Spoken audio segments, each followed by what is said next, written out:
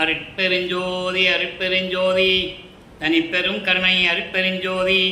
எல்லா உயிர்களும் இன்புற்று வாழ்க, வள்ளல் மலரடி வாழ்க வாழ்க, கொல்லா விரதம் குவளை எல்லாம் ஓங்குக, நல்லோர் நினைத்த நலம் பெறுக, நன்று நினைத்த எல்லோரும் வாழ்க இசைந்து. உலக மக்களே, அறிவார்ந்த அன்பர்களே, ஆண்மநேய ஒருமைப்பாடுடைய அன்பர்களே, வளர்ப்பமான நமக்கு அருளிய பேருபதேசத்தை பார்த்து கொண்டிருக்கிறோம். பேருபதேசம் என்பது இறைவனுடைய வருகையை பற்றியும் அதே நேரத்தில் நம்ம ஆன்மாவுடைய விளக்கங்களையும் பற்றியும் கூறுவதுதான் பேருபதேசம். வல்லப்பெருமான் அவர்கள் அருட்பெருஞ்சோதி ஆண்டவரால் ஒரு மகனாக, ஒரு தாயின் வழியாக இந்த பூலோகிற்கு வருவிக்க உற்று 33 ஆண்டுகள் சென்னையிலே தோன்றும் துணையாக இருந்த காலகட்டங்களில் சமய நெறிகளை பின்பற்றி கொண்டிருக்கும் போது இறைவனுடைய திருவிளையாடல் எப்படி நடந்தது என்பதையும், அதன் பிறகு 33 ஆண்டுகளுக்கு பிறகு இறைவனுடைய திருவிளையாடல்களினால் எப்படி அவருக்கு திருமணம் நடந்தது என்பதையும், அதன் பிறகு சுத்த சிவஞான வழிக்கு சென்று அங்கே தன் தந்தையிடம் சுத்த சன்மார்க்கத்தை பெற்ற பிறகு, சாகா கல்வியை கற்றுக்கொண்ட பிறகு மீண்டும் பூலோகத்திற்கு வந்து கருங்கோளிலே 9 ஆண்டுகள் உறைவிடமாக இருந்ததையும், அதன் பிறகு தீபகாணி ஒழுக்கத்தை உலக மக்களுக்கு போதிக்க வேண்டும் என்பதற்காக தர்மசாலையை நிறுவி பசியோடு வருகின்றவர்களுக்கு பசியாற்றியதையும், அதன் பிறகு அருட்பெருஞ்சாண்டவரும் மகனும் 2 பேரும் ஒன்றாக இருக்க வேண்டும் என்பதற்காக ஒரு இடத்தை மேட்டுக்குப்பத்திலே தேர்வு செய்து அங்கே வல்லற்பமானவர்கள் உறைவிடமாக கொண்டிருந்த பொழுது 1872ஆம் ஆண்டு சபையை நிறுவி ஜோதி தரிசனம் காட்டியதையும், அதன் பிறகு அகவல் எழுதியதையும், அருட்பெருஞ்சோதி அகவல் உலக மக்களுக்கு அருளியதையும், அதன் பிறகு ஞானசாரியனுடைய பாடல்களைய விளக்கங்களையும் எல்லாம் நாம் பார்த்து விட்டோம். 22/10/1873ஆம் ஆண்டு ஐப்பசி 7ஆம் நாள் புதன்கிழமை 8 மணிக்கு சுத்த சன்மார்க்க கொடியேற்றி வைத்து அங்கே பேருபதேசம் செய்கிறார். அதை நாம் பார்த்து கொண்டிருக்கிறோம். பேருபதேசம் ஒரே நாளிலே சொல்ல முடியாது என்பதற்காக நேற்று பகுதி 1 பார்த்தோம். இன்று பகுதி 2. நேற்று பார்க்கும் பொழுது இறைவனை பற்றி எப்படி நாம் விசாரத்தில் இருக்க வேண்டும் என்பதையும், பரவிசாரம் அபர விசாரம் என்ற 2 விசாரங்களை எப்படி வல்லப்பெருமான் அவர்கள் நமக்கு விளக்கினார் என்பதையும் நேற்று பகுதியிலே நாம் பார்த்தோம். இன்று அந்த பகுதியிலிருந்து நாம் தொடர்கிறோம். நல்ல கவனிச்சிட்டே வரணும். ஏன்னா இந்த பிரபஞ்சம் தோன்றிய காலத்திலிருந்து எத்தனையோ பேர் உபதேசம் செய்திருக்கிறார்கள். கிரேத யுகத்தில், திரேத யுகத்தில், துவார யுகத்தில், கலியுகத்தில் தோன்றிய ரிஷிகளும் முனிவர்களும் சரி, பதத்தலைவர்களும் சரி. பதத்தலைவர்கள் என்பது 5 தொழில்களை செய்து கொண்டிருந்த பதத்தலைவர்கள். அந்த 5 பதத்தலைவர்களும் அருட்பெருஞ்சோதி ஆண்டவரால் உருவாக்கப்பட்டவர்கள் என்பதை நாம் ஏற்கனவே பாடல்களின் மூலமாக அருட்பெருஞ்சோதி ஆண்டவருடைய திருவிளையாடல் என்ற பதிவுகளிலே நாம் ஏற்கனவே தெளிவாக பார்த்துவிட்டோம். பதத்தலைவர்கள் பிரம்மன், திருமால், ருத்திரன், மகேஸ்வரன், சதாசிவம் இவர்கள் 5 தொழில்களை செய்து கொண்டிருந்தவர்கள். படைத்தல், காத்தல், அழித்தல், மறைத்தல், அருளல் என்ற 5 தொழில்களையும் செய்து கொண்டிருந்தவர்கள். இந்த 5 தொழில்களையும் தனது மகனிடம் ஒப்படைக்க வேண்டும் என்பதற்காகத்தான் அருட்பெருஞ்சாண்டவர் தன் அருளால் ஒரு ஆண் மகனை பெற்றெடுத்து செல்வப்பிள்ளை என்று பெயரிட்டு வளர்த்து கொண்டிருக்கிறார். 51 ஆண்டுகள் திருவிளையாடல் நடக்கிறது. அருட்பெருஞ்சாண்டவரின் திருவிளையாடல் 1/1/1823ஆம் ஆண்டு தொடங்கிய திருவிளையாடல் 30/1/1874 இரவு 12 மணி வரையிலும் நடக்கிறது. இந்த திருவிளையாடல்களை தான் 51 ஆண்டுகளை 8 ஆண்டுகளாக பிரித்து தனது மகனுக்கு அருட்பெருஞ்சாண்டவர் எப்படியெல்லாம் அருளை கொடுத்தார் என்பதை நாம் தெளிவாக பார்த்தோம். அதன் பிறகு இப்போ பேருபதேசம் பண்ணும்போது இறைவனுடைய நிலையையும் எப்படி கூறுவது, எப்படி விசாரித்து கொண்டிருப்பது இறைவனை பற்றி என்ற விளக்கங்களை தான் இப்போ பார்த்து கொண்டிருக்கிறோம். இன்று பகுதி 2 தொடக்கம். அதாவது நேற்று சொன்ன மாதிரி விசாரணை என்பது பரம் அபரம் என்ற 2 வகைகளில் உண்டு என்பதை நேற்று நம்ம தெளிவாக பார்த்தோம். இதெல்லாம் தேவையில்லை என்று சில பேர் கூறுவார்கள். அதிலிருந்து இப்போ இன்னைக்கு நம்ம தொடங்குகிறோம். நாம் அப்படி அர்த்தம் பண்ணக்கூடாது. சில பேர் சொல்லுவாங்க, இதெல்லாம் நமக்கு எதுக்கு அப்படின்னு கூட சொல்லுவாங்க. அதை நாம் அப்படி அர்த்தம் பண்ணக்கூடாது. வல்லப்பெருமான் உபதேசம் செய்கிறார். நான் ஏற்கனவே கூறியது போல இந்த பதத்தலைவர்கள் விசாரணைகள் எல்லாம் உபதேசம் பண்ணலாம். நீங்கள் ஏற்கனவே புராணங்களில் படித்திருக்கலாம். மகாபாரதத்திலே கிருஷ்ணன் அர்ஜுனனுக்கு எப்படி உபதேசம் செய்தான், அதே போல் முனிவர்கள் வியாசர் இவர்களெல்லாம் எப்படி தங்களுடைய அடியார்களுக்கும் தங்களுடைய மாணாக்களுக்கும் எப்படி உபதேசம் செய்தார் என்பதையும் ஏற்கனவே புராணங்களில் நிறைய உண்டு. அது சமயங்களை சார்ந்தது. இந்த பேருபதேசம் என்பது இறைவனுடைய உண்மை நிலையையும் இறைவன் எப்படிப்பட்டவன் என்ற நிலையை மக்கள் விசாரித்துக் கொண்டிருக்க வேண்டும். அதனால் மக்கள் மரணமில்லா பெருவாழ்வில் இருக்க வேண்டும் என்பதற்காக மக்களுக்காக உபதேசம் செய்தது. மக்களுடைய உலகியல் வாழ்க்கை எப்படி இருக்குது, அந்த உலகியலில் இருந்தவர்கள் எப்படி இந்த அறிவு விளக்கத்தை புரிந்து கொள்ள வேண்டும் என்ற நிலையில் இந்த விசாரணை தொடர்ந்து கொண்டிருக்கிறது. அவர் பண்ணுகின்றது துக்கமே விசாரம் என்கின்றது. விசாரிச்சியான்னு கேட்பாங்க. அதாவது என்னப்பா விசாரமாக இருக்கிற அப்படின்னு சொல்லுவாங்கல்ல, உலகியலில் சொல்லுவாங்க. என்னப்பா முகத்தில் பார்த்தா ஒரு விசாரம் தெரியுதே அப்படின்னு சொல்லுவாங்க. அதை பொதுவாக துக்கம் என்று உலகியலிலே சொல்லி கொண்டிருக்கிறார்கள். விசாரம் என்பது துக்க நிகழ்ச்சி தான் அப்படின்ற ஒரு நிலையில் இருந்து கொண்டிருக்கிறது. அப்போ விசாரம் என்பது துக்கமே விசாரம் என்கின்றது என்று சில பேர் நினைத்து கொண்டிருக்கிறார்கள். அது தப்பு, அது தப்பு, அது அர்த்தம் அல்ல. சரி என்கின்றது சாரம் என்கின்றது துக்கம். விசாரத்தில் வி பிளஸ் சாரம். சாரம் என்றது துக்கம், வி என்பது துக்க நிவர்த்தி, துக்க நிவர்த்தி செய்வது. அதை தான் சொல்றாரு. அப்படி இந்த விசாரம் என்கின்றது முன் சொன்னபடி பரலோக விசாரத்தையே குறிக்கின்றது. நம்ம உலகியலில் சொல்லுவோம் விசாரம் என்பது சும்மா உலகியலில் நடக்கிறத பற்றி, குடும்பத்தை பற்றி பேசுறது, அந்த அவங்க எப்படி இருக்காங்க இவங்க எப்படி இருக்காங்கன்னு விசாரிக்கிறது, ஒரு வீட்டில் இறந்துட்டாங்கன்னா துக்கம் விசாரிக்கிறது, இதையே உலகியலில் செஞ்சு கொண்டிருக்கிறாங்க. ஆனால் சுத்த சன்மார்க்கத்தில் விசாரம் என்பது விசாரம் என்பது முன் சொன்னபடி பரலோக விசாரத்தையே குறிக்கின்றது. பரலோக விசாரம் இறைவனை பற்றி விசாரணை செய்து கொண்டிருப்பது. அப்போ இதனால் இடைவிடாது நாம் விசார வசத்தராயிருக்க வேண்டியது, விசாரணையில் இருக்க வேண்டியது, இறைவனுடைய பரலோக விசாரணையில் நாம் இருக்க வேண்டியது. இறைவன் எப்படிப்பட்டவன் என்ற நிலையில் நாம் விசாரணை செய்து கொண்டிருக்க வேண்டும். வி என்பது சாரம் என்பது, இது ரெண்டுக்கு வித்தியாசம் சொல்றாரு. வி என்பது விபத்து, சாரம் என்பது நீக்குதல், விபத்தை நீக்குதல். அப்போ துன்பத்தை நீக்குதல், துயரங்களை நீக்குதல். ஆதலால் இடைவிடாது நன்முயற்சியின் கண் பயிலுதல் வேண்டும்.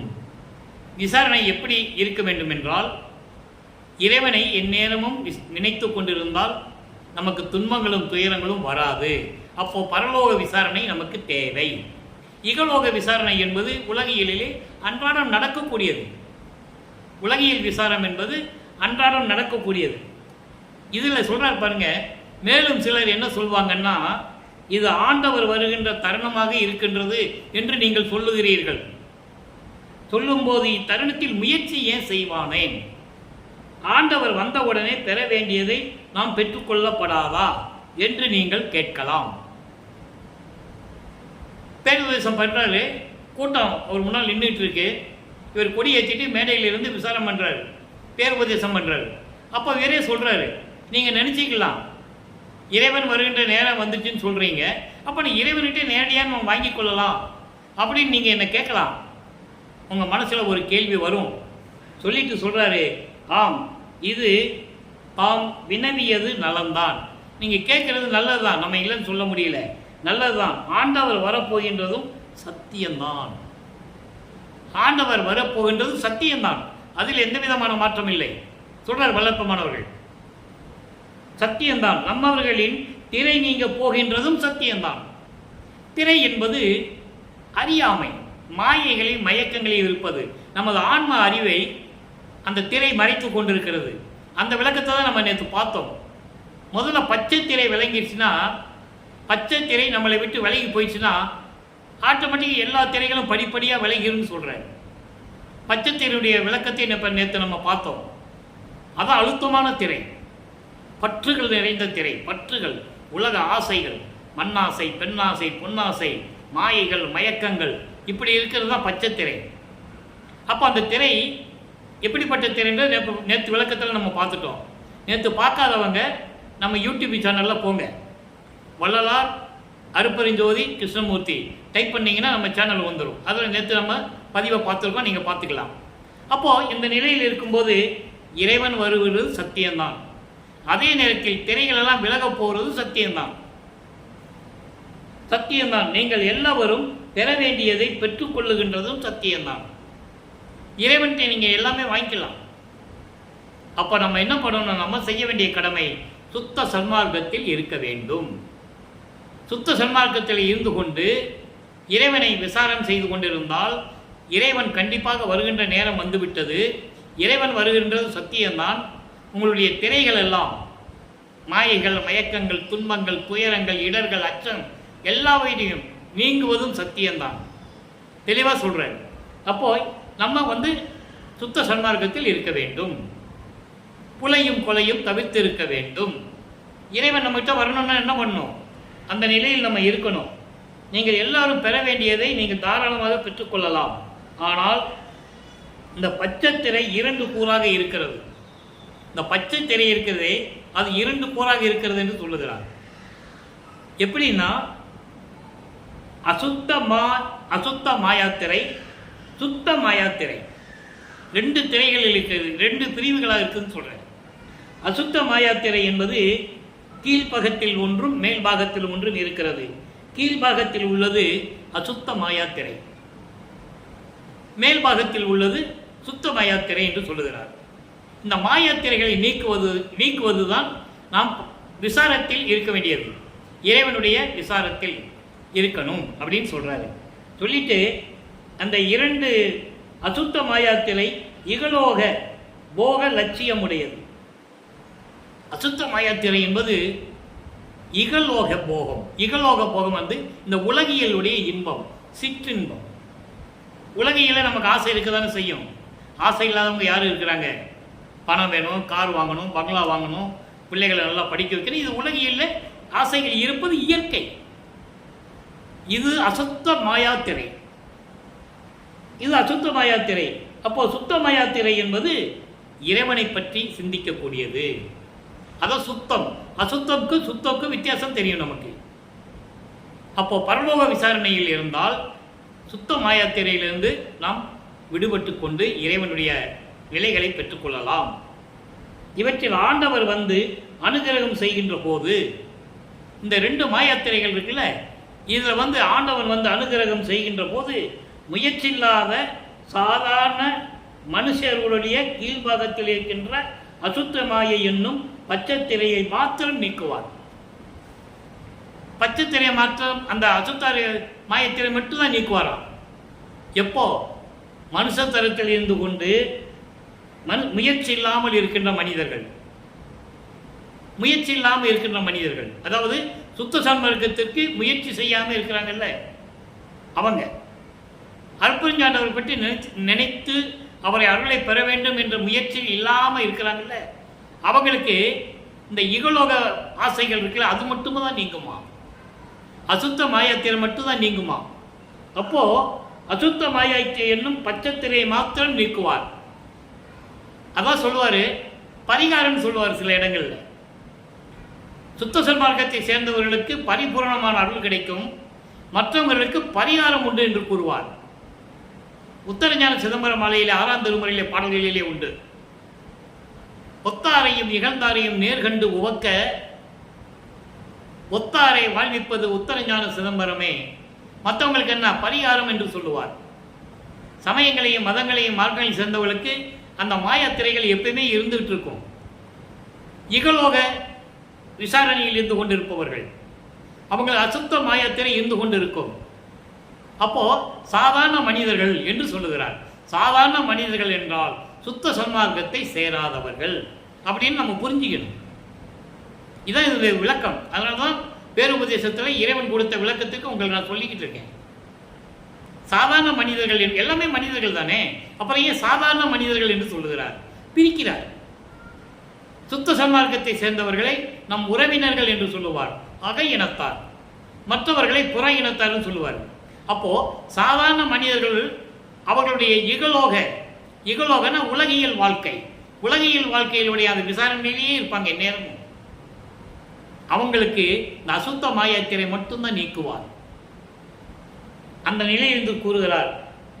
ஆனால் அக்காலத்தில் நாம் அத்திரை நீங்கியவுடன் கூடிய விரைவில் சுத்தமாய் புனிதர்களாக இருக்கலாமே அல்லாது, சொல்லிட்டாரா, சுத்த புனிதர்களாக இருக்குமே அல்லாது கொலையும் கொலையும் தவிர்த்து. அதுக்கு அதான் பொருள். புனிதர்கள் யாரு? உயிரின் மேல் இரக்கம் கொண்டவர்கள், உயிர் நேயமுடையவர்கள், தயவும் கருணையும் கொண்ட உள்ளம் கொண்டவர்கள், கொலையும் புலையும் தவிர்த்தவர்கள், சுத்த சன்மார்க்க நெறிகளை கடைபிடிப்பவர்கள். அவர்கள்தான் புனிதர்கள். புனித குலத்தை சேர்ந்தவர்கள் என்று கூறுவார். சுத்த சன்மார்க்கத்தை புனித குலம் என்று கூறுவார். அப்போ அப்படிப்பட்ட சுத்தமாய் புனிதர்களாக இருக்கலாமே அல்லாது பெற வேண்டியதை பெற்றுக்கொள்வதற்கு கூடாது, பெற்றுக்கொள்ளுதற்கு கூடாது. அவங்களால செய்ய முடியாது. அதனால சுத்த சன்மார்க்கத்தில் இருந்தால் இறைவனுடைய அருளை பெற்றுக்கொள்ளலாம் என்று கூறுகிறார். அடுத்தபடியாக இந்த நிலையில் இருக்கும்போது இந்த விளக்கங்கள்லாம் உலக மக்களுக்கு சொல்ல வேண்டும். வல்லப்பமானவர்கள் அந்த காலத்தில் உரையாற்றியது இப்போ இருக்கின்ற நடைமுறையில் இருக்கின்ற மக்களுக்கு எளிமையாக சொல்ல வேண்டும். புனிதர்கள் என்று சொல்லுகிறார். புனிதர்கள் யார் அப்படிங்கும்போது அந்த விளக்கம் தர வேண்டும். சாதாரண மக்கள் என்று சொல்லுகிறார். சாதாரண மனுஷர்கள் என்று சொல்லுவார். சாதாரண மனுஷர்கள் என்பது சமயங்களையும் மார்க்கங்களையும் மதங்களையும் சார்ந்தவர்கள். மக்கள் எல்லாருமே உலகியல்ல மதங்களை சார்ந்திருக்கிறார்கள், சமயங்களை சார்ந்திருக்கிறார்கள், மார்க்கங்களையும் சார்ந்திருக்கிறார்கள். அவர்கள் சாதாரண மனிதர்கள். அவர்களுக்கு இகலோக விசாரம் தான் இருக்கும். விசாரம் என்பது இகலோகத்தை பற்றிய சிந்தனைகள் தான் இருக்கும். அதனால் சாதாரண மனிதர்கள் என்று சொல்லுகிறார். அப்போ எல்லா அனுபவத்தையும் பெற முடியாது. புனிதர்களாக இருந்தால்தான் பெற்றுக்கொள்ள முடியும். மற்றும் நன்முயற்சி செய்தே மேலேற வேண்டும். நன்முயற்சி செய்து என்பது சுத்த சன்மார்க்கத்தை தழுவி நீங்கள் முன்னேற வேண்டும். அப்போ சுத்த சன்மார்க்க நெறிகள் என்ன? ஏற்கனவே கூறியதுதான். நிறைய விளக்கங்கள் இதை நாம் கொடுத்திருக்கிறோம். உயிர் இரக்கம் ரொம்ப முக்கியம். ஜீவகாரிய ஒழுக்கம் ரொம்ப முக்கியம். ஜீவகாரிய ஒழுக்கம் பசியோடு இருக்கின்றவர்களுக்கு பசியாற்றுவது. ஜீவகாரிய ஒழுக்கமே கடவுளின் சிறந்த வழிபாடு என்று கூறுகிறார். மோட்ச வீட்டின் திறவுகோல் என்று கூறுகிறார். ஜீவகாரிய ஒழுக்கம் மோட்ச வீட்டின் திறவுகோல். அந்த திறவுகோல் என்பது அதுக்கான சாவி எது? சுத்த சன்மார்க்கம். சுத்த சன்மார்க்கம் இருந்தால் தான் அந்த பூட்டை திறக்க முடியும்.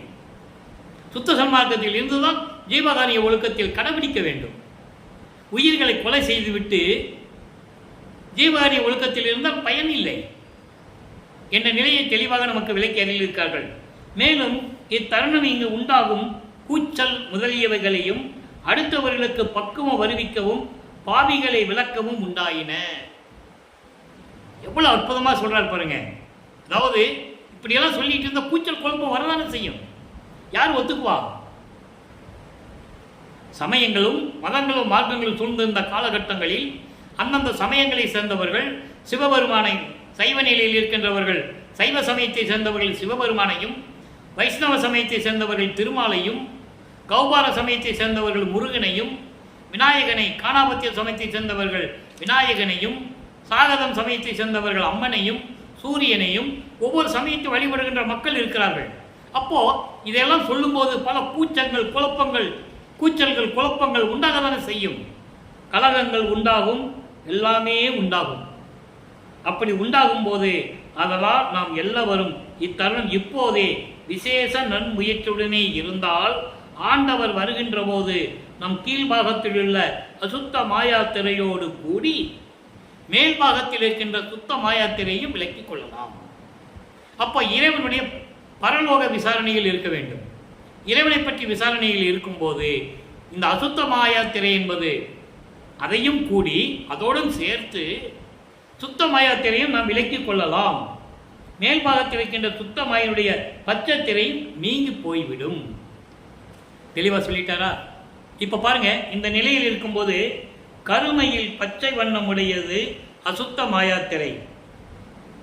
நீக்கின பிறகு மற்ற 8 திரைகளும் அதிவிரைவில் நீங்கி போய்விடும். ஆக எல்லா திரைகளும் நீங்கி போய்விடும். பச்சை திரை போயிடுச்சுன்னா எல்லா திரைகளும் ஆட்டோமேட்டிக் என்பது அதுக்கு தொடர்ந்து எல்லாத்தையும் போயிடும்.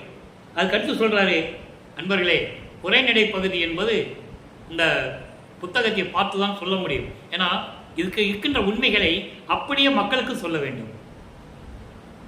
மனதிற்கு அதாவது தன் அறிவிக்கற்றபடியெல்லாம் பேசிட முடியாது. ஏன்னா இது இறைவன் கொடுத்த பேருபதேசம். இறைவன் என்ன சொன்னாரோ அதை சொல்லி அதில் இருக்கின்ற விளக்கங்களை மக்களுக்கு புரியும்படி சொல்லுவது தான் நமது நோக்கம். அப்புறம் இதெல்லாம் சொல்லிட்டு சொல்கிறாரு, நீங்கின பிறகு மற்ற 8 திரைகளும் அதிவிரைவில் நீங்கி போய்விடும். இத்திரைகளின் விவரத்தை திருவருள் பெருஞ்சோதி அகவலில் கண்டு உணர்க. அருட்பெருஞ்சோதி அகவல் என்ற பதிவிலே இந்த திரைகளை பற்றி தெளிவாக இருக்கிறது. அதை நீங்கள் பார்த்து கொள்ளுங்கள் என்று கூறுகிறார். ஏனென்றால் அருட்பெருஞ்சோதி அகவலை நமக்கு அருளிய பிறகு ஒரே நாள் இரவிலே அருட்பெருஞ்சோதி அகவலை அருளி இந்த உலக மக்களுக்கு கொடுத்திருக்கிறார்கள். அருளிய பிறகு அவரை சொல்றாரு பேருபதேசத்தில், உங்களுடைய திரைகளுடைய விளக்கம் வேண்டும் என்றால் நீங்கள் அருட்பெருஞ்சோதி அகவலில் இருக்கின்ற பாடல்களை நீங்கள் கண்டு உணர்ந்து கொள்ள வேண்டும். மேலும் இது நீங்கின உடனே ஒருவன் பஞ்சகிருத்திய முதலானவையும் செய்வான். எல்லா திரைகளும் போயிடுச்சுன்னா என்ன பண்ணுவான்? ஆட்டோமேட்டிக்காக எல்லா விஷயங்களும் செய்வான். பஞ்ச கீர்த்தனைகள் 5 நிலைகளில் இருக்கின்ற எல்லா நிலைகளையும் அவன் செய்வான். ஆதலால் ஒவ்வொருவரும் முயற்சியுடனே இருந்தால் அதுக்கு தக்க லாபத்தை பெற்றுக்கொள்ளலாம். நம்ம முயற்சியில் இருந்தால் அதற்கான லாபத்தை நம்ம பெற்றுக்கொள்ளலாம் என்று கூறுகிறார். இதுக்கு பின்னால் வர விஷயங்கள் தான் ரொம்ப மிகவும் அற்புதமான விஷயங்கள். நல்லா கவனிங்க. இதோட இன்றைய பாகத்தை நம்ம முடிச்சுக்கலாம். நல்லா கவனிங்க. இதற்கு மேற்பட நாமமும் முன் பார்த்தும் கேட்டும் லட்சியம் வைத்து கொண்டிருந்த இந்த பிரபஞ்சம் தோன்றிய காலத்திலிருந்தே யுகங்கள் தோன்றின. கிரேத யுகம், திரேத யுகம், துவார யுகம், கலியுகம். இந்த யுகங்கள் தோன்றும் போதே வேதங்கள் தோன்றிவிட்டன, மார்க்கங்கள் தோன்றிவிட்டன.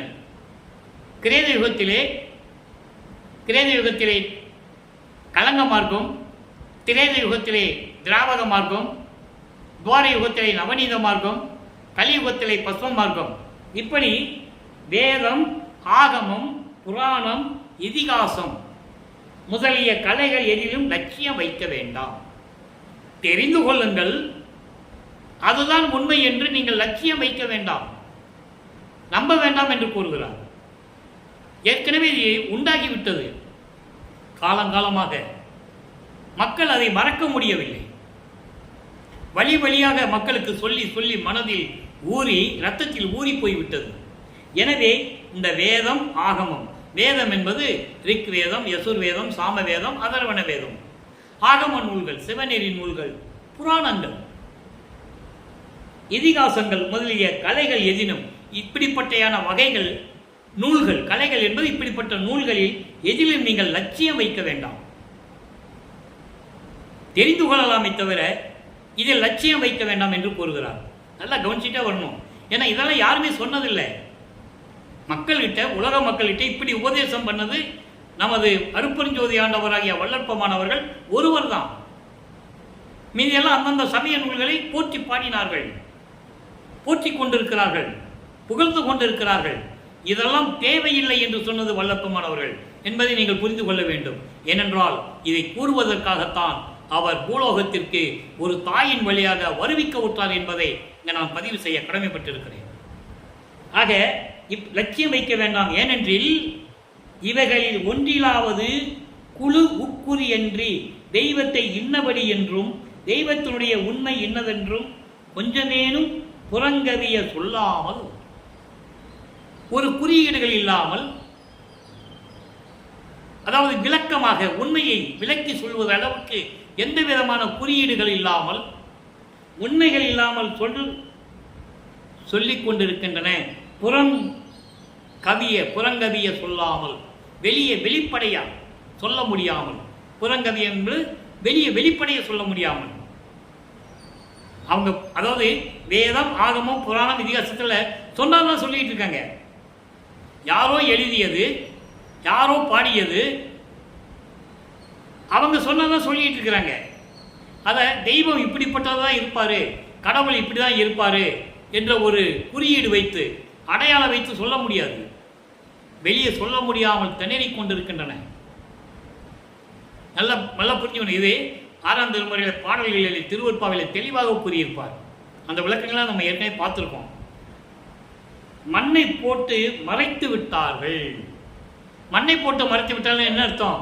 யாருக்கும் தெரியாம அப்படியே அதை மறைச்சிட்டாங்க, மூடிட்டாங்க. அதை சொல்லுவதற்காகத்தான் நான் வருவிக்க விட்டேன் என்று கூறுவார். நம்ம பின்னால் பார்க்க போறோம். இப்போ என்ன சொல்றாரு? இந்த வேதங்களும் ஆகமங்களும் புராணங்களும் காவியங்களும் இதில் நீங்கள் லட்சியம் வைக்க வேண்டாம். அவர் சொல்றாரு, மக்கள்கிட்ட பேர் உபதேசமாக சொல்றாரு, உபதேசம் செய்கிறார். இதில் லட்சியம் வைக்க வேண்டாம். காரணம் என்னன்னா, இவங்கெல்லாம் இந்த நூல்கள் எல்லாம் இறைவனுடைய நிலைகளை பற்றி இப்படி தான் இருப்பார், இப்படி தான் இருக்கிறாரு அப்படின்ற நிலையை யாரும் உண்மையை சொல்லவில்லை. வெளிப்படையாக யாரும் உண்மையை சொல்லவில்லை. மண் போட்டு மறைத்து விட்டார்கள். மண்ணை போட்டு மூடிட்டாங்கன்ற, குழி தோண்டி புதைச்சு மூடிட்டாங்க. இந்த விஷயங்களை வெளியே சொல்லலை யாரும். சொல்லிட்டு சொல்றாரு, அணு மாத்திரமேனும் தெரிவிக்காமல். அணு மாத்திரமேனு தெரிவிக்கலன்னா ஒரு சிறு அளவு கூட, சிறியது அளவு கூட தெரிவிக்கல. சிறிதளவு தெரிவிச்சிருந்தா கூட சொல்லுவாங்கல்ல, கோடு போட்டா ரோடு போட்டுடலான்னு. அப்படி ஒரு அணு கூட அவங்க சொல்லலை. தெரிவிக்காமல் பிண்ட லட்சணத்தை அண்டத்தில் காட்டினார்கள். பிண்ட லட்சணம் மனித உருவத்தை அண்டத்தில் ஓட்டி காட்டினாங்க. 2 விதமாக சொல்லுவார். அண்டம் பிண்டம் உண்டு. பிண்டம் என்பது நமது மனித பிறவியில் இருக்கின்ற இந்த உடலில் இருக்கின்ற தத்துவங்கள். இதை பிண்ட அளவில் சொல்லுவார். அகம் அகப்புறம், புறம் புறப்புறம். இது அண்டத்திலும் உண்டு, பிண்டத்திலும் உண்டு. பிண்டத்திலே நமது வடிவிலே சூக்கும தேகம், சூழ தேகம்லாம் சொல்லுவார், கர்ண தேகம்லாம் சொல்லுவார். அது விளக்கங்கள் நிறைய இருக்கு, நம்ம சுருக்கமாக சொல்லலாம். ஏன் இது கூட இது இல்லை. ஆனால் இறைவன் சொன்ன அந்த சூட்சமமான விளக்கத்தை மக்களுக்கு சொல்லணும். அண்டத்தில் வைத்து விட்டார்கள் சொல்றார்கள, அப்போ பிண்டத்தில் சொல்ல வேண்டும். பிண்டத்திலே அகம் என்பது ஆன்மா, அகப்புறம் என்பது ஜீவன், புறம் என்பது இந்திரியங்கள், புறப்புறம் என்பது அந்த கரணங்கள், மனம் சித்தம் புத்தி அகங்காரம். இதே நிலை அண்டங்களிலும் உண்டு. அண்டத்திலே அகம் என்பது அக்னி, அகப்புறம் என்பது சூரியன், புறம் என்பது சந்திரன், புறப்புறம் என்பது நட்சத்திரம் போன்ற ஒளிப்பொருள்கள். இதை என்ன செஞ்சுட்டாங்கன்னா, இந்த பிண்ட லட்சணத்தை அப்படி அண்டத்தில் இருக்கிற மாதிரி காட்டி விட்டார்கள். அங்கே இருக்காங்க, இங்கே இருக்காங்க, அண்டத்தில் இருக்காங்க அப்படின்னு காட்டிட்டாங்க. அதோடு மட்டுமல்ல, இது ஏன் சொல்றோம்னா, சொல்றாரு பிண்ட லட்சணத்தை அண்டத்தில் காட்டினார்கள். யாதெனில், எப்படி அண்டத்தில் காட்டினாங்க? எவ்வளவு கிளிப்பிள்ளைக்கு சொல்ற மாதிரி சொல்றாரு பார்க்குறீங்க. எப்படி சொல்றாரு பாருங்க. அண்டத்தில் எப்படி காட்டினாங்க? கைலாவதி என்றும், கைலாவதி யாரு? கைலாசம், சிவபெருமான் இருக்கிற இடம் சொன்னாங்க. வைகுண்டவதி என்றும், வைகுண்டவதி யாரு? வைகுண்டம் திருமால், திருமால் இருக்கிற வைகுண்டம் சொன்னாங்க. சிவபெருமான் இருக்கிறத கைலாசம் சொன்னாங்க. இது அண்டத்தில் காட்டுறது. சத்தியலோகாவதி என்றும், சத்தியலோகாவதி பிரம்மன், பிரம்மன் இருக்கிற சத்தியலோகம், கைலாசம், வைகுண்டம், சத்தியலோகம் என்று பெயரிட்டு இடம், வாகனம், ஆயுதம், வடிவம், ரூபம் முதலியவையும் ஒரு மனுஷனுக்கு அமைப்பது போல அமைத்து, எவ்வளவு தெளிவாக சொல்றாரு பாருங்க. இந்த உபதேசத்தை யாரால் சொல்ல முடியும்? மக்களுக்கு புரியும்படி சொல்லணும் இல்லை, வல்லப்பமான் கூறுகிறார். இந்த அண்டத்தில் இருக்கின்ற விஷயங்களை எல்லாம் அதுக்கு உருவகப்படுத்தி, அதான் திருமறையில் சொல்லுவார், பாடல்களில் சொல்லுவார். அவர்கள் கருத்துக்கு ஏற்றபடி இந்த சமயங்களையும் மதங்களையும் மார்க்கங்களையும் சார்ந்தவர்கள் அவர்கள் சமயத்துக்கேற்ற தலைவர்களை உருவகப்படுத்தி, அதற்கேற்றபடி ஆலயங்களை அமைத்து, அதுக்கேற்றபடி வழிபாட்டு முறைகளை அமைத்து மக்களை வழிபட செய்து விட்டார்கள் அப்படின்னு சொல்லுவார். அதை தான் இங்கே சொல்றாரு. அப்படி ஆயுதம், வடிவம், ரூபம், இடம், வாகனம். உதாரணத்துக்கு இப்போ கைலாசத்தில் சிவபெருமான் இருக்கிறார் இல்லையா? புராணங்களில் சொல்லுது. அப்போ சிவபெருமான் இருந்தால் வாகனம் இருக்கணும், காளை மாடு இருக்கணும், காளை வாகனம். சரி, காளை வாகனம் இருந்தால் மட்டும் போதுமா? தலையில் கொண்டை இருக்கணும், அங்கே கங்கை இருக்கணும், பிறைசந்தன் இருக்கணும். இதெல்லாம் தத்துவங்களின் அடிப்படையில் உருவாக்கப்பட்டது. கழுத்தில் பாம்பு இருக்கணும், கையில் சுழாய். அதே போல் வைகுண்டத்தில் திருமாலுக்கு என்ன இருக்கணும்? சங்கு சக்கரம் இருக்கணும். அதை ஒரு பாடலிலே கூறுவார்கள். நான் ஏற்கனவே கூறிய நண்பர்களே, உபதேசம் செய்யும்போது சில விளக்கங்கள் எல்லாம் பாடல்களிலே இருந்து சொல்லுவது நமது கடமை. அப்போ தான் மக்களுக்கு புரியும். ஒரு பாடலில் சொல்லுவார், நெடுமாலுக்கு நேர்த்தி அளித்த நீர் நெடியனுக்குன்னு சொல்லுவார். நெடியன்னா நெடுமால், நெடுமால்னா திருமால். நெடியனுக்கு நேர்த்தி அளித்த நீர் மிடியேனின் அருள் மேவ விரும்பிலரோ அப்படின்னு கேட்பார். திருமாலுக்கு மட்டும் சங்கு சக்கரத்தை கொடுத்தியே, நேமி என்பது சங்கு சக்கரம். அவனுக்கு மட்டும் நீ சங்கு சக்கரம் கொடுத்த, நான் உனது மகன் மிடியனேன்னு சொல்லுவார். நான் உனது மகன், நான் அருளை கேட்டால் எனக்கு கொடுப்பதற்கு யோசனை பண்ணுகிறாய். எந்த விதத்தில் இது நியாயம்? அவன் சங்கு சக்கரம் பெற்றது எதற்காக அப்படின்லாம் அந்த பாடலை கேட்பாரு. அதை இங்கே சொல்றாரு. இடத்துக்கு ஏற்றபடி அவங்களை உருவகப்படுத்தி அவங்களுக்கு ஏற்றபடி வாகனத்தை உருவாக்கி, சிவபெருமான் காலமேடு வாகனம், திருமாலும் பாம்பு படுக்கையில் படுத்திருப்பார். அதான் இங்கே சொல்றாரு, இடம் வாகனம் ஆயுதம். திருமாலுக்கு சங்கு சக்கரம். வடிவம், அவனுடைய வடிவம் எப்படி இருக்கும்? நீலக்கல்லில் இருப்பார். இப்படியெல்லாம் வடிவங்களை உருவகப்படுத்தி ரூபம் முதலியவற்றையும் ஒரு மனுஷனுக்கு அமைப்பது போல அமைத்து, ஒரு மனிதனுக்கு அமைப்பது போல அமைத்து உண்மையை இருப்பதாக சொல்லி இருக்கின்றார்கள். உண்மை இருப்பதாக சொல்லி இருக்கின்றார்கள். அதை மக்கள் பின்பற்றிக் கொண்டிருக்கிறார்கள். பின்னால் சொல்லுவாரு, தெய்வத்துக்கு கை கால் முதலியன இருக்குமா என்று கேட்பவருக்கு பதில் சொல்ல தெரியாது. இப்படி கேட்டால் யாருக்கு பதில் சொல்ல தெரியாது, விழிக்கின்றார்கள். இது உண்மையாக இருப்பதாகவே முன்னும் பின்னும் உள்ள பெரியவர்கள் என்று பெயரிட்டு கொண்டிருந்தவர்களும் உண்மை அறியாது அப்படியே கண்ணை மூடிக்கொண்டு உளறி இருக்கிறார்கள். ஏதோ ஒரு யுகத்திலே நடந்தது, அது இப்ப இருக்கின்றவர்களுக்கு தெரியாது. அதை சொல்ற பாருங்க, நல்லா கவனிக்கணும். இது உண்மை இருப்பதாகவே முன்னும் பின்னும் உள்ள பெரியவர்கள். முன்னும் பின்னும் உள்ள பெரியவர்கள் யாரு?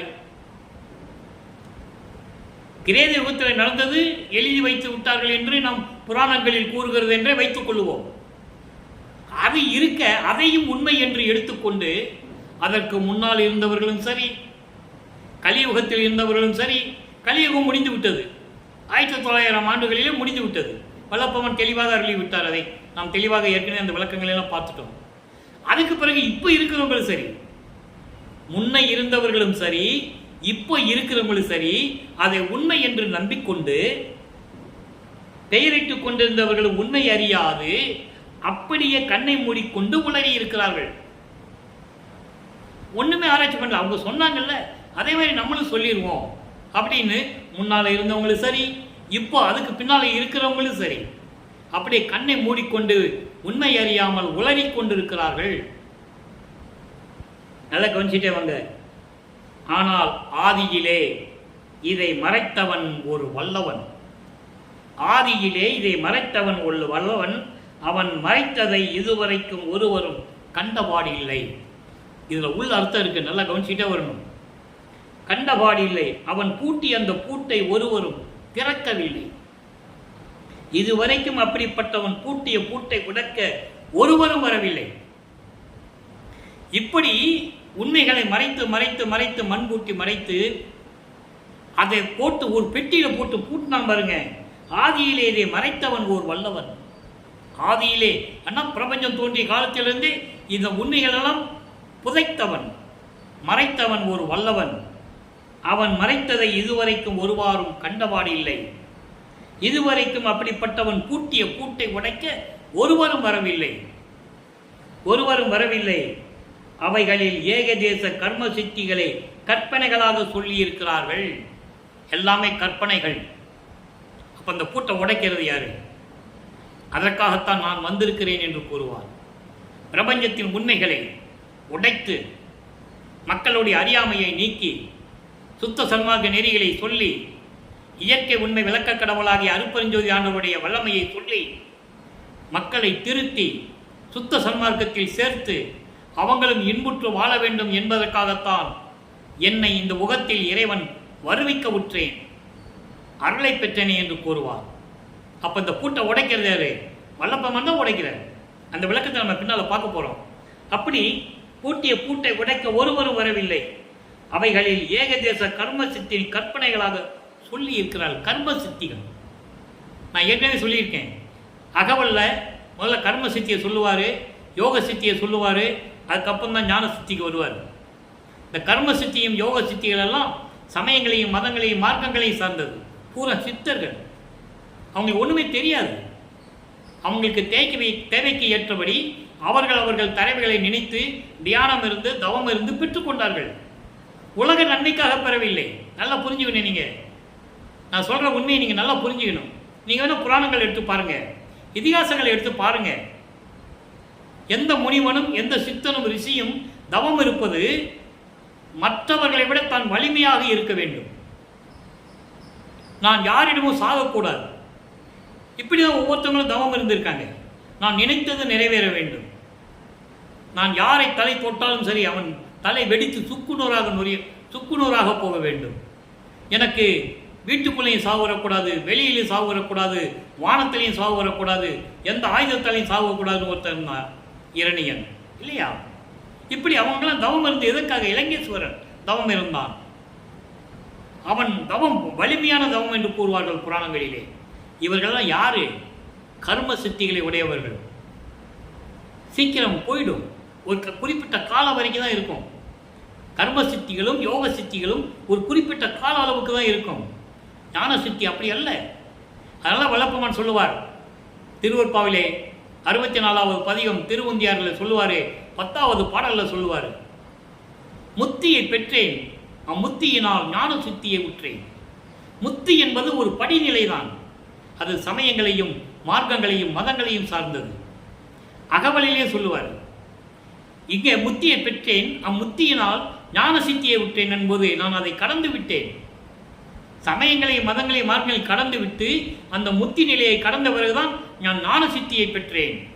சித்தன் ஆனேன் என்று உந்திப்பற நான் கடவுளாயிட்டேன்னு சொல்றாரு.